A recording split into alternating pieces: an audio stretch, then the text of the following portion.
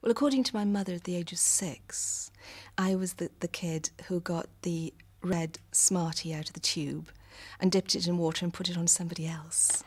Not on me, where most girls always put it on themselves. And she said, you were always going to be a makeup lady. I knew this.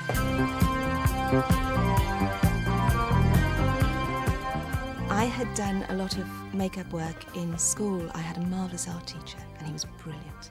And he taught me so much about stage makeup. And I was part of an Amdram in South Wales, where, everybody either acts or sings in South Wales, and I did both. So I'd been very lucky. I'd had all this experience. And I went to drama school, and I learned more. And then at the end of that, I just wanted to carry on and use makeup as my career. I knew sort of from the beginning that I was really interested in it.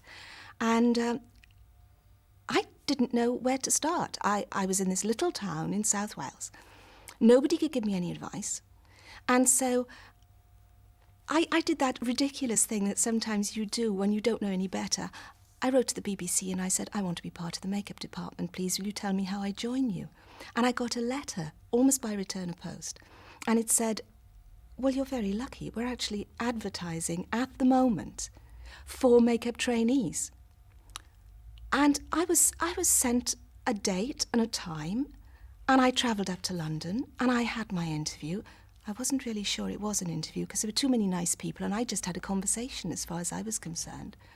Then I was asked to do a makeup test, which I could do with no trouble at all because I'd done so much makeup already. I'd really been well taught in stage makeup. And next thing I know, I have a letter, and it says, you have a trainee place at the BBC. And I was absolutely gobsmacked because it was only a long time after that I found there were literally thousands of applicants. Thereafter, once I joined the BBC, I stayed here and worked for the BBC for far too long. But sometimes when you're enjoying what you're doing, what can you do? You just stay, and I stayed.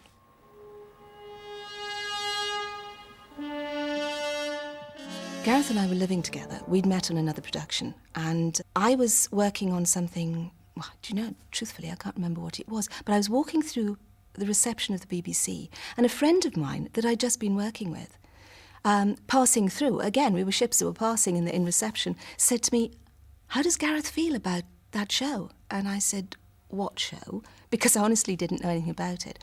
And he told me, because he was a friend, it was just gossip, really. He said, I've heard they're going to ask him if he wants to do a science fiction series called Blake 7.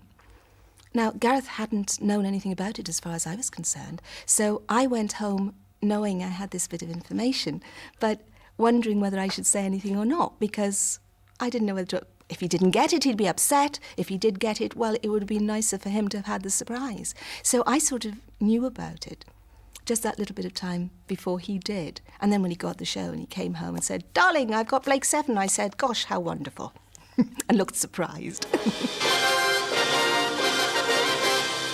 The first episode I did was in season 1. And a friend of mine was the makeup designer at the time on that particular episode. Her name was Marianne Ford. And she asked me would I like to come along, because they needed an extra pair of hands. And she didn't tell me we were going to be all night and I was going to be partially, well, shall we say, I didn't expect to be climbing a tree. So those things can't climb trees. Fly.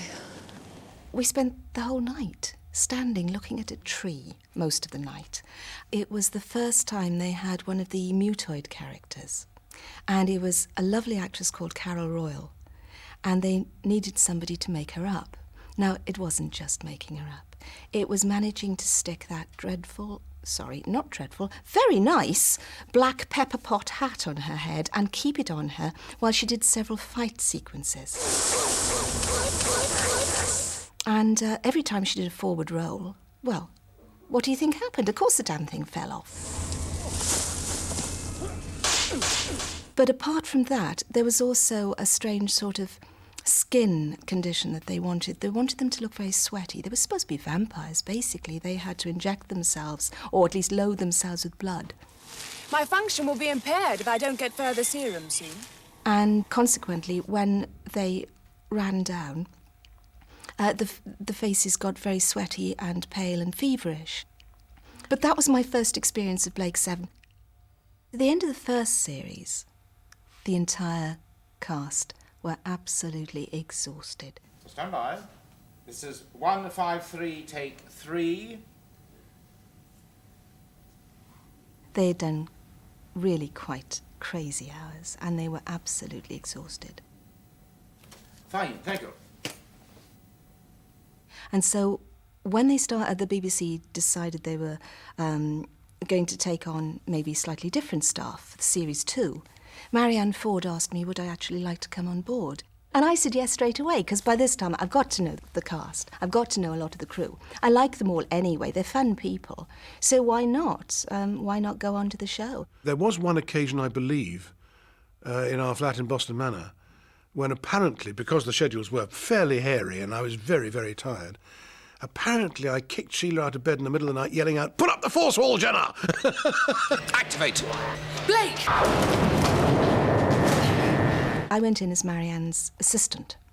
So my job was to make up certain of the actors, certain of the actresses, and also probably look after maybe some of the extras, like mutoids, or maybe help some of the other supporting artists with their hair and makeup. So that was roughly my job, but it was fairly fluid. Everything was flexible. And she had to get up much earlier than me to do the makeup. And I overslept. And the door burst open, and in comes Sheelagh saying, You're bloody late for your makeup call. Oh, stay there, I'll make you up in bed. And I thought, this is a star. I think Gareth was my responsibility then. It weighed heavy on my shoulders, as you can imagine. And also I looked after Michael Keating, who will always be my favourite person, because I loved Michael, because he makes me laugh all the time. He sounds big and bad-tempered. I just hope he's vegetarian. Season 3 was when I became the makeup designer, and of course it was very different from anything I'd done before, because Gareth had now left. Sally had now left, and we had 2 new characters. We had Stephen Pacey and we had Gisette Simon. So I had 2 new characters to design, which was very nice from my point of view, but also it was rather odd to work on Blake 7 and Gareth wasn't there. Have you anything on Blake's whereabouts? He is safe and well and en route for the planet Epheron. But my responsibilities, of course, were very different. Now I had the script sent to me. I would break down the scripts, I would work out the continuity, I would have meetings with the directors, with costume. I'd also have meetings with technical people, so I'd find out about any technical input that they would have that might affect the way the actors looked. So now it was very different. I was no longer being told what to do. I was now telling others. I remember being very nervous right at the very beginning, but David Maloney, who was the producer at that point, was, again, a great person to work with. Always answer questions, never get bad-tempered. Okay, let's just have a rehearsal quickly, because they come from the north, a forest to search for us, okay? When I was in charge, of course, I was much closer to the directors, because I was working directly for them, and Veer Lorimer was one. Veer could never remember people's names. Never. So he called me Mrs. Blake, because that was the only way round he could do it. He knew I was living with Gareth, and Gareth was playing Blake, and that's how it had to be. So I was Mrs. Blake. And in the end, I actually got a T-shirt made with it on, and Mrs. Blake across the front. So if he did have problems, then he only had to read the front of my T-shirt.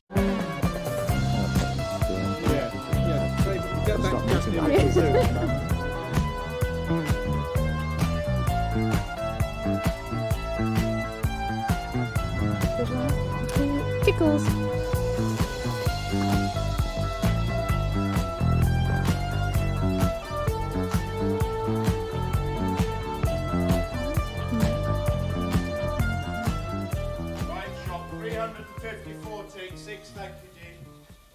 Looking after Gisette was my first responsibility on the 3rd season, because David Maloney said, she's very new, she's very young, she's just out of drama school, so she's really going to be needed, well, we really need to show her the ropes. So he said to me, I'd like you to look after Gisette. Now, she was delightful, so that was no problem, but she didn't have any sense of time. So when I needed to take her to the hairdresser, I had to ring her first of all. Gisette, Are you up? No. Are you awake? Sort of. Okay.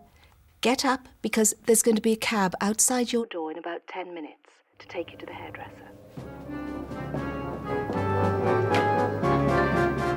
And then I keep my fingers crossed. And if the cab didn't ring me, then I knew Giuseppe had got into it. Then I'd go to the hairdresser and wait for her. She was a really nice person, but no sense of time.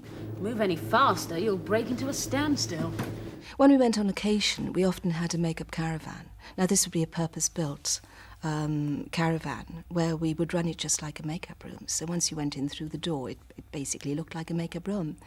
But trying to drive that into a quarry, up a sticky little road, was kind of difficult anyway. But when those actors had been in and out it, hour after hour, as it rained, then it didn't rain, so we'd go out. Then they'd come back in again. They'd be filthy, because their boots would be filthy, covered in mud. And I had a lovely caravan driver called John, who would spend his time trying to clean the floor.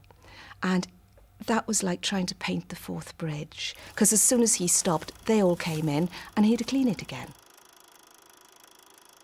Of course, the additional problem, if you were working in a quarry, was when you went home at night. Now, home for us would not be our own homes, it would be a hotel. And I do remember very clearly working in a quarry all day, and it was, I think it was chalk, it might have been clay. Whatever it was a very light grey. And we took most of it back with us. And, of course, a whole lot of us traipsed in through the front door of the hotel. Beautiful red carpet. And there were these horrified looks in front of us. And we turned round, and, of course, there was this trail behind us. And we just brought half the quarry in. And so after that, we were asked, would we go in through the back door and walk through the sort of the less expensive carpets. Well, they say good things never die, and certainly Blake 7 has sort of haunted me. It's been around a lot. There have been conventions. I've made a lot of friends. It was just one of those shows. It became a family, and everybody enjoyed it. So I've kept in touch with at least half, maybe almost 2/3 of the people who worked on it. I bumped into some of them professionally. Some I still will meet for a cup of coffee. But it's been a show that's had an afterlife, as well as a life during the making of the show.